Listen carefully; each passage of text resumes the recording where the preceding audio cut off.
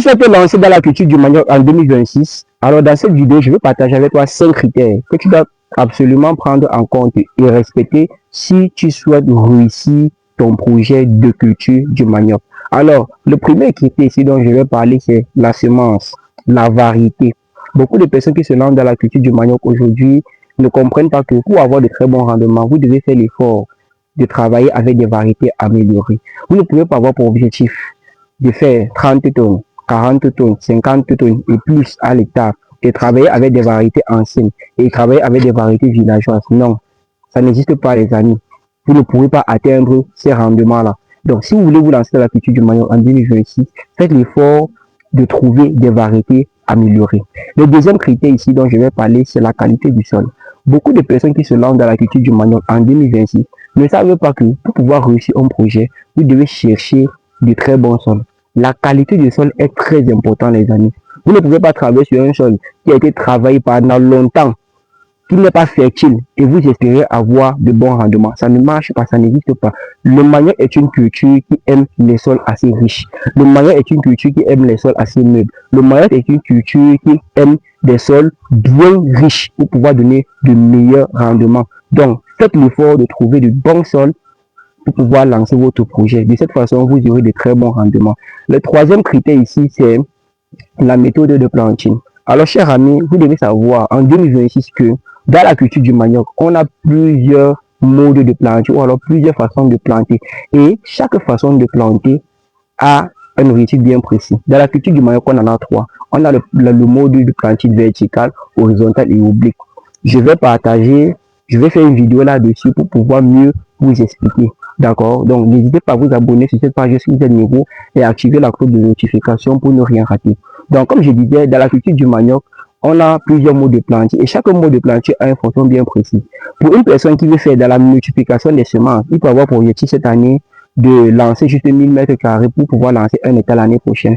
Il ne va pas planter ses semences comme une personne qui a pour objectif d'avoir de gros tubercules, qui a pour objectif d'avoir plusieurs tubercules. Non, la méthode de planter impacte considérablement sur le rendement du manioc.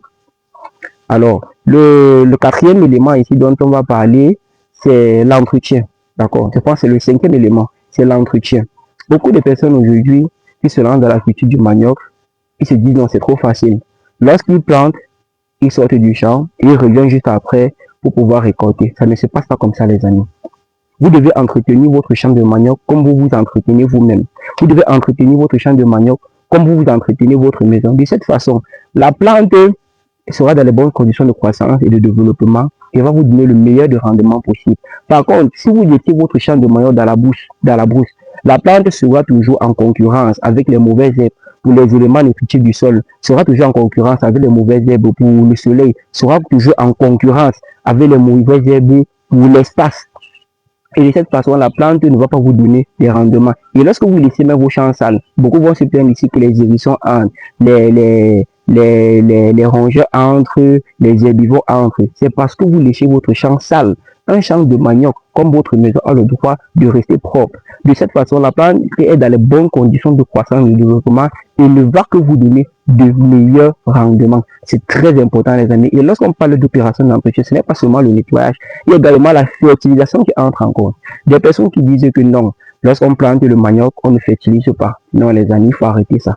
Le manioc est une culture qui aime les éléments nutritifs. Le manioc, c'est une culture qui aime les sols riches. C'est pour ça que lorsque vous lancez le manioc dans une forêt pour la première année, vous avez de très très bons rendements. Oui, parce que les sols de forêt sont naturellement riches. Mais à un certain moment donné, ces sols de forêt là ne pourront plus donner le maximum d'éléments nutritifs qu'elles ont. Parce que oui, chaque année le manioc est cultivé. Et donc vous avez ce droit et ce devoir d'apporter également à la plante ou alors au sol des éléments nutritifs que votre plante pourra consommer pour pouvoir vous donner le maximum de rendement possible. Donc les amis, si vous souhaitez vous lancer dans la culture du manioc en 2026, prenez ces 5 critères ou alors éléments très en compte. J'ai parlé ici de la semence, j'ai parlé ici de la densité, j'ai parlé ici du mode de planting, j'ai parlé ici de l'entretien, j'ai parlé également de la qualité du sol. Prenez ces 5 critères en compte si vous voulez réussir votre projet de manioc. Bien entendu, on ne peut pas entrer en profondeur ici pour mieux expliquer comment choisir des semences améliorées, comment planter, etc. C'est la raison pour laquelle nous avons lancé notre deuxième vague de formation axée sur la culture, la transformation et la commercialisation du manioc. Et dans cette formation qui est en ligne, nous vous donnerons toutes les informations de façon pratique parce que c'est tout ce que nous faisons sur le terrain que nous vous partageons durant cette formation. Et après cette formation, chaque apprenant reçoit des documents sur la production, la transformation et la commercialisation du manioc. Bien sûr, pour ceux qui sont au Cameroun, qui bénéficient d'un réseau de producteurs, d'un réseau d'acheteurs. Et c'est comme ça que lorsque vous lancez votre projet, vous avez notre accompagnement également. Et lorsque votre manioc arrive à maturité, nous vous mettons en contact direct avec de potentiels acheteurs. Ou alors si vous avez déjà un marché, ou alors si vous-même vous voulez transformer et que vous n'avez pas assez de matières premières, dans ce groupe de formation ou alors dans ce réseau de producteurs de manioc, vous aurez des personnes qui pourront collaborer avec vous afin de vous ravitailler constamment pour faire tourner votre business. N'hésitez pas à participer à cette formation, elle sera très bénéfique pour vous. Et pour ceux qui veulent se lancer dans la culture du macabo, comme on vous l'a dit, nous sommes en pleine préparation de nos pifs de macabo. Nous sommes en pleine préparation de nos pifs de macabo. N'hésitez pas également à passer vos commandes, les voici ici, comme vous pouvez constater. Donc, nous sommes en pleine préparation là. Nous avons pour objectif de produire plus de 100 000 pistes de macabo. Bien entendu, c'est pour notre projet et on est sûr qu'il y aura des surprises. Donc, on veut également en faire bénéficier aujourd'hui. Si la culture de macabo vous intéresse, n'hésitez pas à nous contacter pour avoir vos semences de macabo, vos pistes de macabo prêtes directement à être répliquées et bénéficier également de notre accompagnement pour mieux réussir votre projet. On se retrouve à la prochaine vidéo. Ciao. N'hésitez pas également à partager, à nous laisser un pouce bleu et partager au maximum à tous ceux-là qui veulent se lancer dans la culture du macabo ou du manioc, comme nous venons de le dire. Et puis voilà, on se retrouve à la prochaine vidéo, les amis. Ciao.